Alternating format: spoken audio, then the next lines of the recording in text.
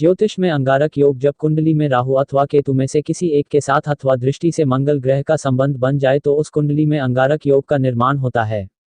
कुंडली में अंगारक योग के अशुभ फल तभी प्राप्त होते हैं जब इस योग का निर्माण करने वाले मंगल, राहु या केतु दोनों ही अशुभ स्थान में हों।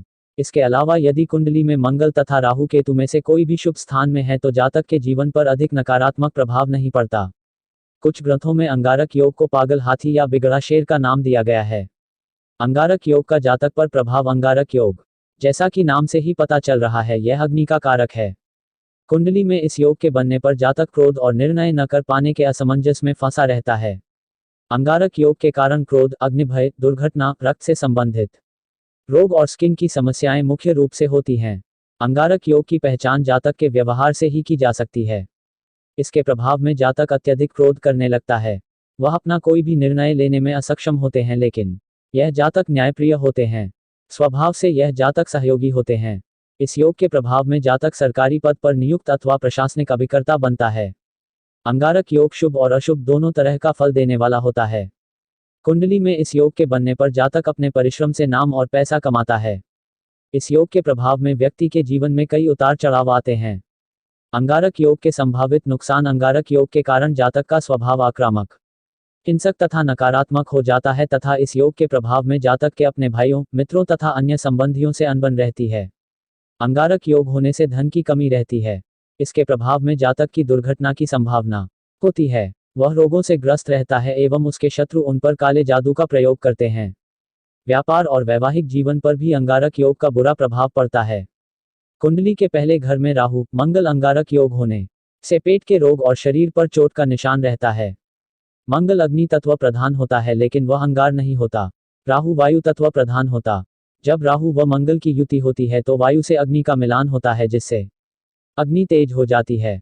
मंगल अग्नि, राहु कोयला व वायु, कोयले का अग्नि से धधकना, कोयले का अंगारे में परिवर्तन। यहाँ जातक में अग्नि तत्व की वृद्धि हो जाती है।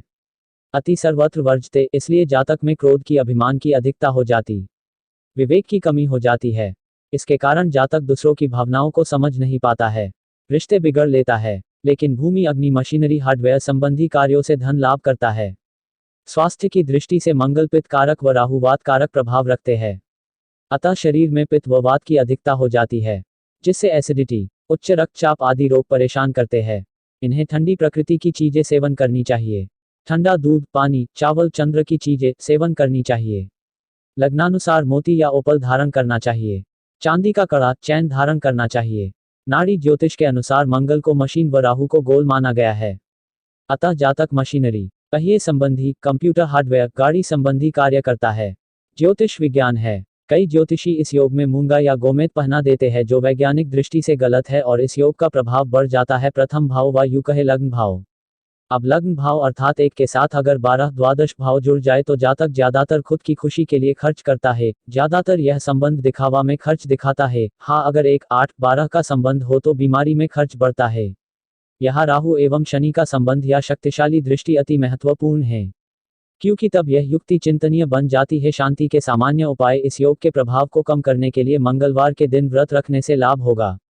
इसके अलावा भगवान शिव के पुत्र कुमार कार्तिकेय की आराधना करें। हनुमान जी की आराधना करने से ये दोनों ग्रह पीड़ा मुक्त होते हैं। यह एक उत्तम उपाय है। राहु के बीज मंत्र का उच्चारण करना लाभकारी होगा। मंगल और राहु की शांति के लिए निर्दिष्ट दान के साथ वैदिक मंत्रों के जप और दशांश हवन करना लाभकारी होता है। आवारा कुत्तों को मीठी रोटी खिलाएं। घर पर राहु ग्रह की शांति हेतु पूजा रखें। चंद्रमा के रोहिणी नक्षत्र में देवी लक्ष्मी की पूजा करें। जातक को मेडिटेशन से लाभ होगा एवं किसी भी प्रकार के विवाद से दूर रहें। सत्संग का आयोजन करें और अपने गुरु को घर पर बुलाएं। किसी धार्मिक स्थल जाकर भगवान की आराधना करें। रोज शाम को घर के मंदिर एवं हनुमान मंदिर अथवा शिवालय में दिया जलाएं।